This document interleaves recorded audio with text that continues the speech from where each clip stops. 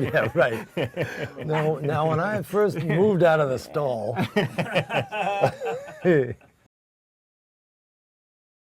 The reason I got into this business is I'm a band guy and I love the community of players. And so much now is just going in and basically working on stuff that you don't have any control over except your little finite part. Probably 75% of what I do now is going to a guy's bedroom at his house by myself, trusting that he's not going to try to have his way with me. And I'm overdubbing bass to shit I have no control over. Well, when they leave, Waddy, come on, you know, I still haven't got those eggs yet. Promises. But also you're getting paid for one session, and you're doing a shitload of work for these people. Where I do a lot of work with athletes, like Bernie Williams did his 2 records, and Bernie's a monstrous guitar player. But you sit and look at actors and athletes and stuff, and the better they get, they can't pour enough money in their direction. We get penalized for being good. Right. Yeah, that's really interesting. Well, it's really sad, you know, when that happens. It is sad because, I mean, you know, it's, as you say, there was that period, particularly a period where you guys, you know, not only learned but mastered the craft. I mean, it was this amazing. You almost created the craft. Creative, Yeah. You know, it was creative. We were part of we were part of something that was so much bigger than we had any idea of. You know? Yeah. It was. You look back at it, and it was really an amazing thing. You know? You almost wish you had embraced it even more. We got along right away. You know, we instantly clicked, and I wound up spending a couple of days. Okay, and nights with him at his house in England, and we sat through a lot of vodka and a lot of stereo and a lot of listening to Stones takes and outtakes and this and that and a lot of reggae music, and we just got together instantly, you know.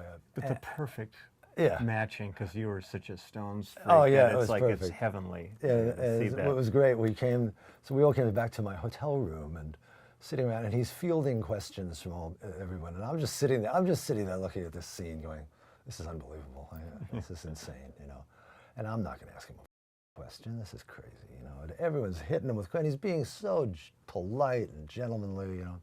Goes to the bathroom, comes back out. He's a little more relaxed, you know.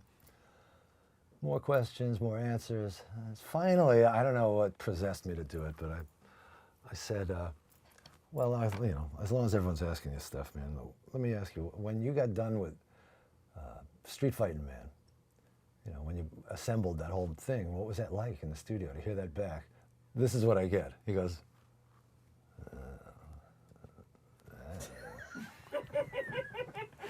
I went, oh God, oh my God. I'm sure glad I jumped in. I'm so dumped on here. I am so dumped on, but I got to follow this up with when we did Bridges to Babylon a couple of years ago. Then I was there every night. Keltner and I were there every night of this record for 3.5 months or something. It was unbelievably great. But I walk in one night and Keith is talking to some people, and and I just sat down next to him and he's talking away, and all of a sudden he starts talking about that night when they did Street Fighting Man and they got all the parts done and the whole thing assembled, and what it was like listening back to it, you know. And wow. he's talking, and I'm just sitting there like this now. He's sitting right next to me, and I'm just sitting there like this going, unbelievable. Unbelievable. And he's talking away, he's trying to maintain his rhythm here, but I'm literally going, bullshit, you know. And he goes, what's the matter with you? I said, what's the matter with me? There's nothing the matter with me. I said, that's the question I asked you 30 years ago, and you didn't have an answer for me. Now I don't give a what you say now. He goes, oh man, it was so a perfect final circle, finally completed. It was well, just in that thought process, he was just answering your question. Yeah, he finally got around to it. He finally got around to it. Disseminated. But it was great, and I was so thrilled when he put the winos together and said that, you know, Waddy's in the band, period, that's it. I'm not auditioning anybody. The other guitar player is him. You know? That's so cool. The fascinating thing about him, you know, is the blues roots are so deep, but there's that country thing. Oh, yeah. Like Graham Parsons' country thing, and you hear it on like Wild Horses and, you know, you know, Dead Flowers, all that stuff. I mean, it's But that's what I mean. It's about, aside from the blues, he experienced every music you can. You know, Right. he's so him. The greatest thing with him and Mick and myself you try to stump each other on a tune or a line, how this line goes in the song. Yeah. You know, because these guys are that well versed in it. Just like we've learned. You know, everything you hear, you take in as a lesson, and that's how these guys are. They're such diligent, amazingly hard-working guys at their craft. It's wonderful to see. Have you